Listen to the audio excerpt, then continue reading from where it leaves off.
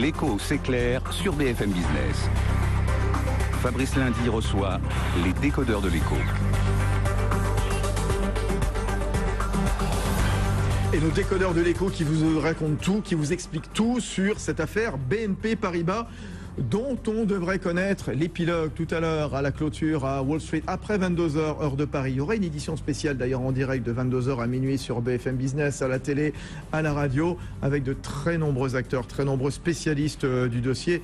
Évidemment, on vous racontera tout. On sera en direct de New York. On va continuer dans un instant avec Éric Delannoy, vice-président du cabinet de conseil aux entreprises, Weave, spécialiste des banques, Benaouda Abdelhaim et Caroline Morisseau de BFM Business, Philippe Tibil, président de l'association des marchés financiers. Et puisqu'on parlera également de communication, très importante, communication de la banque pour l'instant extrêmement discrète. Il y aura peut-être un communiqué tout à l'heure à l'issue de la déclaration du ministre américain de la Justice, Eric Holder. On est avec Emmanuelle Hervé, la présidente d'Astrolabe, agence de conseil en stratégie sensible. Justement, les États-Unis en direct, je vous le disais, on va ne cesser de faire des allers-retours tout au long de la soirée avec Jean-Bernard Cadier qui nous attend toujours depuis le bureau de BFM Business à New York. Jean-Bernard Cadier, est-ce que vous avez l'impression que la justice américaine a décidé de frapper fort ou pas dans cette affaire BNP Paribas? Qu'est-ce qui se profile dans 2 heures maintenant? Alors la justice et la politique américaine ont décidé de frapper fort. Ce qui se profile, c'est une procédure qui est un petit peu complexe, à la fois pour des questions de marché, des questions judiciaires et des questions politiques. Alors les marchés, clairement, on n'annonce rien avant 16h heure d'ici, la clôture des marchés, 22h pour vous. La procédure judiciaire elle-même est un peu complexe parce qu'il s'agit d'un accord à l'amiable, mais on va quand même lancer un embryon de procédure judiciaire juste pour permettre à BNP Paribas de plaider coupable. Formellement, les autorités américaines insistaient pour que BNP Paribas plaide coupable, c'est important. Ça avait été le cas des Crédits Suisses, mais depuis une dizaine d'années, ça n'avait pas été le cas dans les banques américaines. Et de ce point de vue-là, oui, la justice américaine décide de frapper fort. Et ensuite, il y a une petite incertitude sur la politique, parce qu'il y a plusieurs instances politiques qui sont en train d'essayer de régler les comptes de BNP Paribas. Et si j'ose dire, de se partager le butin. C'est-à-dire qu'il y a à la fois les autorités fédérales et puis les régulateurs de New York qui vont essayer de se tirer une partie de l'amende. Et quand on parle d'une amende de près de 9 milliards de dollars, même 20% de cette amende, ça fait des sommes considérables. On dit actuellement, par exemple, que l'État de New York devrait empocher 2 milliards de dollars, ce qui apparemment n'est pas tout à fait assez pour le régulateur Benjamin Losky, l'homme qui était très en pointe contre la BNP dans ce dossier. Et on nous dit maintenant qu'il ne sera pas aux côtés du ministre de la Justice, Eric Holder, lors de la conférence de presse. Alors, est-ce que c'est un problème d'agenda ou est-ce qu'il y a un peu de tension entre les régulateurs et les autorités de Washington?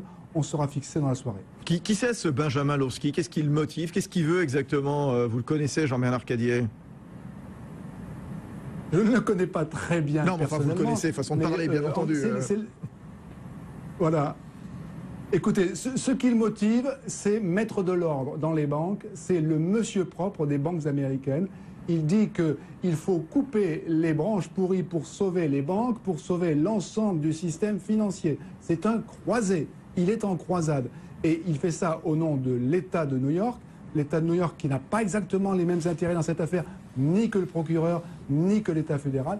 Et on a très bien vu dans ce dossier que Benjamin Losky, notamment sur la question de la suspension des transactions en dollars, s'est dit on ne peut pas simplement faire payer les banques. Parce que demander à des banques de l'argent, c'est trop facile. Les banques de l'argent, elles en ont par définition autant qu'elles en veulent. Et jusqu'à présent, les amendes ne leur ont jamais fait mal. Essayons de trouver un moyen de leur faire mal. Donc c'est lui qui avait envisagé éventuellement la suspension de la licence et puis il a renoncé. Mais c'est lui qui a exigé et qui a obtenu une suspension des transactions en dollars qui ne sera que partielle, qui sera momentanée pendant toute l'année 2015, mais qui sera quand même effective. Voilà, Jean-Bernard, qu'on retrouvera, Jean-Bernard Cadier depuis New York pour BFM Business tout à l'heure dans l'édition spéciale de 22h à minuit. Juste un mot, Caroline Morisseau, avant qu'on parle de la communication. C'est vraiment un problème aussi sensible, hein. BNP Paribas, voilà, 9 milliards de dollars. On voit comment, évidemment, les prédateurs commencent à se disputer. L'État de New York, l'État fédéral, 2 milliards par-ci, quelques milliards par-là.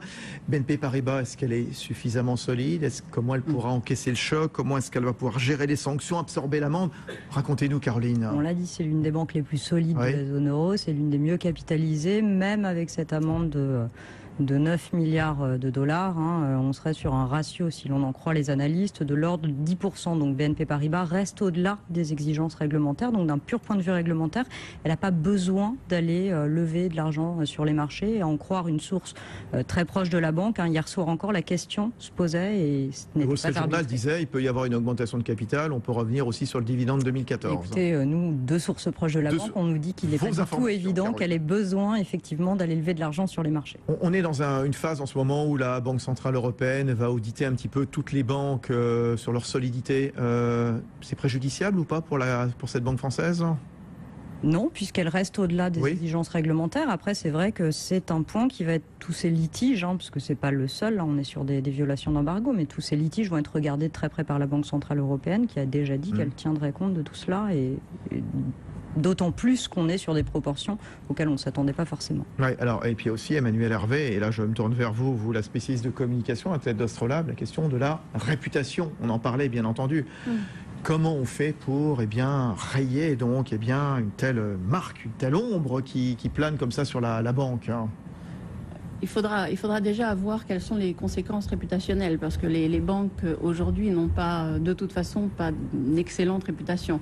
Et puis il faut voir aussi quels sont les publics, quelles sont les cibles en fait de la banque, parce que sa réputation auprès de ses clients institutionnels est très différente et pas du tout gérée par les mêmes canaux que sa réputation, je dirais, grand public. Et au jour d'aujourd'hui, son enjeu principal, c'est véritablement garder la confiance de ses clients institutionnels. C'est essentiellement ça. Donc, et là, elle y travaille depuis un moment. Ça a été confirmé par le patron de la Banque de France, qui dit aussi que finalement, elle a enfreint un embargo américain, mais il n'y a pas eu de problème d'éthique qui aurait pu être un souci, quelque chose de plus compliqué à gérer, je dirais, pour les clients institutionnels et puis pour le grand public. C'est uniquement une question de contrat, en fait, et l'importance du contrat aux États-Unis. C'est quelque chose de fondamental et de mensonge aux États-Unis. Mais il n'y a pas on ne l'accuse pas d'avoir fait des choses sales, je dirais, entre guillemets. Et là-dessus, la Banque centrale et la Banque de France sont derrière. Oui, enfin, des choses sales aux États-Unis, Ben Aouda Abdelrahim, on viole l'embargo. Quelque part, c'est sale d'ores et déjà. Oui, c'est très mal. C'est sacré. Très mal. Mais je pense qu'il y a une communication envers la France et vers les publics français et une autre communication vers les publics américains. Et ça tombe bien, c'est Jean-Baptiste Huet qui va nous expliquer ça. C'est vrai que jusqu'à présent, BNP Paribas, en matière de communication, a fait plutôt profil bas. Jean-Baptiste, quasiment pas de communication, c'est ce que vous nous expliquez. Après quelques jours de flottement au début de l'affaire, la communication s'est totalement verrouillée. Silence radio, voilà le mot d'ordre à la BNP durant toutes les négociations avec la justice américaine. C'était d'ailleurs une obligation juridique. Un peu comme un robinet que l'on coupe, la communication de la banque avec les journalistes par exemple s'est arrêtée net. D'ailleurs, pour la première fois, la BNP a confié sa communication à l'extérieur, chez Havas. L'agence est chargée en quelque sorte de préparer le terrain pour l'après. Autre élément intéressant, la communication interne, à l'inverse, plutôt active. Conseil d'administration régulier, mise au courant des salariés. Encore vendredi dernier, avec un mail général de Jean-Laurent Bonnafé, les syndicats également ont joué le jeu. Aucune fuite, en fait, un véritable esprit de corps. Maintenant qu'un compromis est trouvé avec la justice américaine, ne pas espérer pour autant un torrent d'informations. La BNP et ses responsables auraient interdiction de communiquer sur les modalités de la négociation pendant 3 ans. Voilà, Jean-Baptiste Huet, Emmanuel Hervé, la banque avait raison de rester dans le silence, de ne pas communiquer, de ne pas envenimer les choses. De toute façon, elle n'avait pas le choix, puisque la procédure était en cours. Donc, à part dire la procédure est en cours, nous ne pouvons pas faire de commentaires, elle n'a absolument pas le droit d'intervenir. En plus, c'est une société cotée, donc la communication des sociétés cotées est très très réglementée. Ils ne peuvent absolument pas se permettre de commenter, en particulier ce genre d'événement. Donc, ils n'avaient absolument pas le choix. Ce qu'on peut regretter, là, en fait, on voit qu'il y a eu très dernièrement quelques mails et quelques informations en interne. Ça arrive très tardivement quand même. Il faut savoir qu'aux États-Unis en particulier, l'interne, les employés de BNP Paribas auraient bien aimé apprendre autrement que par voie de presse ce qui arrivait à leur institution, et ils sont extrêmement inquiets. C'est aussi pour ça qu'il y a un espèce de coup de com interne assez fort en ce moment. Ben Aouda Abdelrahim. Jean-Bernard Cadier l'a très bien expliqué. Le régulateur bancaire Benjamin Lowski manie vraiment le bâton, la carotte et surtout le bâton. Donc lorsqu'il vous menace de vous retirer votre licence bancaire, ça a marché auparavant, s'il menace à nouveau, ce ne sont pas des paroles en l'air. Il faut prendre un cas précis, 2012, Bank of Tokyo Mitsubishi qui a été accusé de violer les embargos américains contre la Birmanie, Cuba, l'Iran et le Soudan. Le Trésor américain a obtenu 8 millions de dollars de pénalité. Le Benjamin Lowski, lui, il en a obtenu 250 millions. Donc sa force de persuasion est vraiment la plus importante actuellement dans ce domaine bancaire à New York. Oui, c'est vrai. Éric Delannoy, vice-président du cabinet WIV, on en parlait tout à l'heure avec Caroline Morisseau, dans l'arsenal des sanctions qui étaient possibles, il y avait justement le fait qu'on retire la licence bancaire de BNP Paribas aux États-Unis. Et là, c'était un droit de mort sur la banque française, carrément. Alors, droit de mort, peut-être pas, mais en tout cas, ça aurait porté un coût extrêmement important pour le coup, pour deux raisons. La première, c'est que retirer la licence bancaire de BNP Paribas aux États-Unis, c'est tout simplement l'interdiction de transactions en dollars. Donc ça prive BNP Paribas de sa dimension internationale et ça la cantonne à un niveau régional. Ça, c'est le premier aspect. Et puis le deuxième aspect, c'est que ça fait une coupure nette entre BNP Paribas, maison mère, et sa filiale Bank West. Et c'est probablement d'ailleurs pour la raison pour laquelle ils y ont renoncé. Bank West représentant à peu près 10% du chiffre d'affaires de BNP Paribas. Donc c'est pas neutre. Effectivement, ça aurait pu porter un coût bien plus important que ce qui est en train de se jouer aujourd'hui. Et les États-Unis, l'Amérique du Nord, Caroline Morisseau, pour BNP Paribas, c'est un espoir considérable. Il mise énormément sur ce marché américain. Il représente déjà 10% de son chiffre d'affaires à l'international, de son produit PNB. Avec quoi, 12% échéance 2017. Exactement, ils veulent porter, c'est l'un des grands axes stratégiques de la banque et donc l'idée c'est effectivement de porter ce chiffre d'affaires à 12% d'ici à 2016. Donc ils ont de grosses ambitions là-bas, effectivement c'est assez capital. Il y a Emmanuel Hervé tout de suite, Astrolabe, qui nous rappelait un peu ce qui pouvait se passer dans la tête des collaborateurs de BNP Paribas aux États-Unis, qui ont appris un petit peu comme ça par la presse cette affaire. Vous les connaissez bien, les collaborateurs français, vous avez enquêté bien entendu. C'est quoi le moral des troupes justement? Comment est-ce que cette affaire elle est gérée en interne? Comment est-ce que les collaborateurs sont tenus informés? Qu'est-ce qu'ils ont dans la tête? Qu'ils accusent justement? Voilà, racontez-nous un petit peu, Caroline. Alors je crois qu'il a été extrêmement bien géré parce que je suis bien placée pour vous dire que j'ai cherché évidemment à avoir des informations un peu par tous les bouts et le dossier était extrêmement verrouillé. Il y avait vraiment une très forte solidarité à la fois des salariés, des syndicats, des administrateurs. Le dossier était verrouillé de partout et tout le monde nous a dit à quel point ils étaient solidaires derrière la direction et qui ne voulait absolument pas communiquer, laisser filtrer quoi que ce soit. Et d'ailleurs, alors c'est l'une des rares pièces qui a filtré dans ce dossier. Il se trouve que la lettre envoyée par Jean-Laurent Bonafé vendredi à l'ensemble de ses salariés, c'est pas la première d'ailleurs. Il a communiqué régulièrement auprès de ses salariés. C'est lui qui a la manœuvre, c'est un peu le baptême du feu, Jean-Laurent Bonafé. Ça Exactement. fait 2 ans qu'il est DG de la banque. Oui, tout à fait, depuis 2011. C'était pas lui qui était aux affaires au moment de cette violation d'embargo. Baudouin Pro qui était aux manettes au moment des faits, entre 2002, 2009, etc. Et lui est arrivé effectivement à partir de 2011. Donc là, il a quand même un gros dossier à gérer et il a réussi en tout cas à maintenir la solidarité au sein de la banque visiblement. Et d'ailleurs, il salue ses équipes en leur disant dans son courrier à quel point ils ont été formidables par leurs engagements, leur solidarité dans cette période. Et jusqu'au bout, cette solidarité a été clairement maintenue. Philippe Tibi, comment on communique justement dans un passé récent, vous avez été à la tête d'une grande banque européenne. Qu'est-ce qui se passe justement? Comment est-ce qu'on agit? Comment est-ce qu'on collabore? Comment est-ce qu'on communique avec ses collaborateurs? C'est toujours une situation qui est difficile. Je crois que le rôle d'un patron, c'est d'être un exemple. Et quand il y a un problème, et d'ailleurs quand il n'y a pas de problème, mais spécialement quand il y a un problème, tout le monde regarde ce que font les dirigeants et le dirigeant suprême. Donc je crois que c'est une situation qui réclame une grande force morale, des talents de communication, mais derrière la communication, vous savez, les techniques de communication, enfin pour le personnel, les gens ressentent les choses de façon beaucoup plus instinctive. C'est-à-dire vous cherchez à savoir si le bateau est tenu et si il va pouvoir entrer dans des eaux plus calmes. Et donc il y a la notion de confiance vis-à-vis de la direction est absolument fondamentale parce que c'est un moment où effectivement beaucoup de gens se posent des questions, pondèrent leurs options, peuvent être sollicités par d'autres banques. Donc il y a tout le monde se pose des questions. Et vous ne restez que si, enfin vous ne restez en tout cas, votre implication est maintenue si vous sentez que la direction de la banque, et singulièrement le dirigeant principal, tient l'affaire en main. Ouais, on vous donnera la parole dans un instant. Emmanuel Hervé de l'agence Astrolabe. La confiance, c'est le maître mot. Voilà ce que vous martèle Philippe Tibi. La confiance vis-à-vis des clients, la confiance aussi vis-à-vis des troupes en interne, des collaborateurs. Allez, quelques remarques. Le Parisien qui nous dit voilà, cette affaire prouve que les politiciens français ont plus parasité qu'autre chose une affaire qui ne les concernait pas.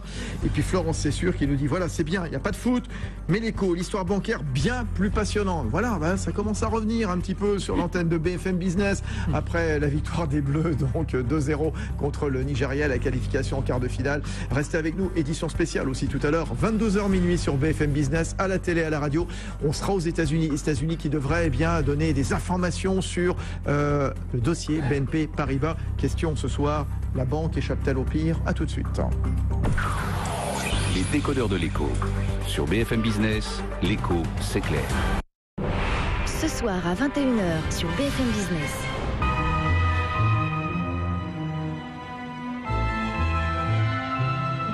Au cœur de Londres, au pied de la cathédrale Saint-Paul, se niche l'arpent de territoire le plus riche que la Terre ait jamais porté, la City of London.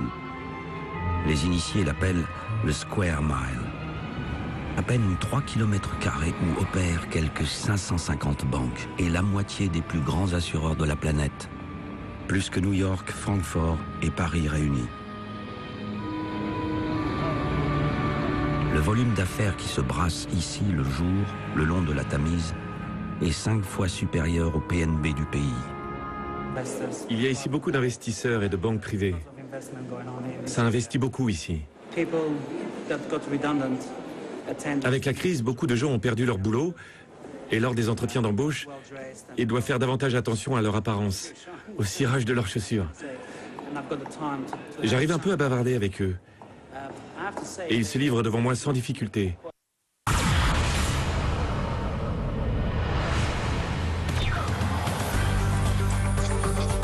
BFM Business, les décodeurs de l'écho, Fabrice Lundi. C'est évidemment l'info de la soirée, l'affaire de la soirée, bien sûr, BNP Paribas, donc, qui sera normalement fixé sur son sort. Bon, on attend, pour l'instant, rien n'a encore fait, ça discute toujours, tractation de dernière minute entre la banque et puis les autorités américaines de la justice. 22 heures après la clôture à Wall Street, eh bien, on en saura plus probablement, donc restez avec nous. C'est pour ça qu'on fait une édition spéciale de 22h à minuit et on retrouvera bien sûr Eric Delannoy, Philippe Tibi, Caroline Morisseau, il y aura Emmanuel Le Chip qui reviendra évidemment tout à l'heure, il est dans les coulisses.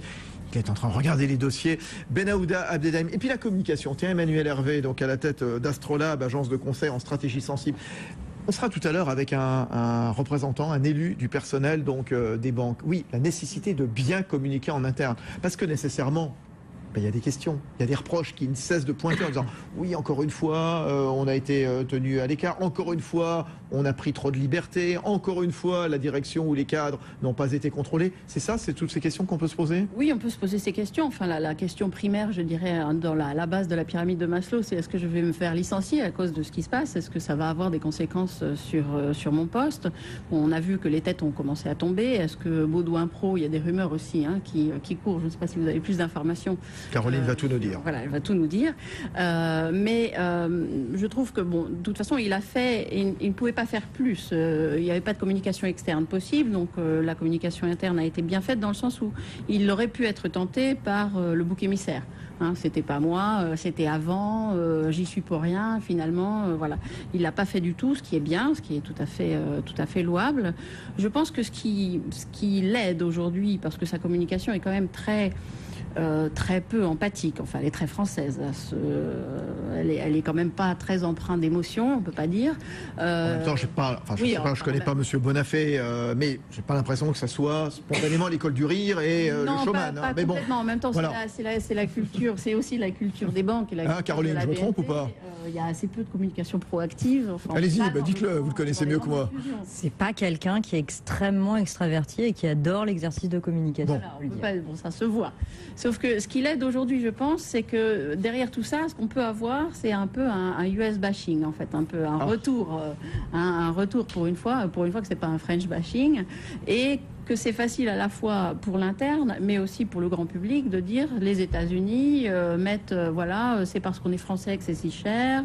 Ça aurait été HSBC ou ça aurait été une autre banque, ça s'est trouvé en fait d'ailleurs. HSBC a déjà été soumis à la même au type d'amende, mais pas du tout dans ces montants-là. Philippe Tibi nous expliquait tout à l'heure que de toute façon, que quelle que soit la nationalité, à partir du moment où c'était une banque, elle était dans le collimateur de l'opinion publique et quelque part de la justice américaine. Absolument, je pense que c'est pas du tout lié au fait que ce soit une banque française, c'est lié au fait que ce soit une banque solvable. Je pense que c'est plutôt ça.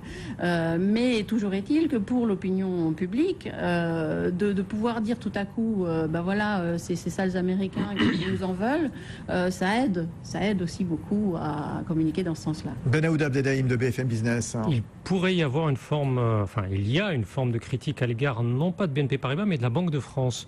Certains considèrent que la Banque de France s'est comportée plus comme un promoteur des intérêts de cette banque plutôt qu'un régulateur, qu'un contrôleur de BNP Paribas.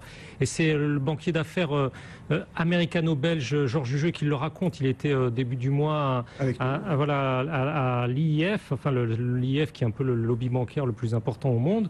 Et on se disait, rapporte-t-il dans ces discussions, que on reprochait à la Banque de France, on s'interrogeait en tout cas sur l'indépendance de la Banque de France. Est-ce que c'était bien le rôle de la Banque de France d'être autant en pointe dans ce dossier après avoir failli, entre guillemets, à ramener BNP Paribas en temps et en heure dans le droit chemin, c'est-à-dire en tout état de cause, d'être en conformité avec les demandes des Américains.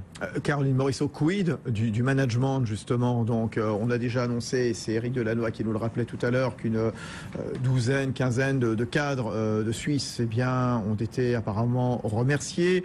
On a annoncé donc la mise en retrait de M. Georges Chaudron-Courcel, directeur général délégué.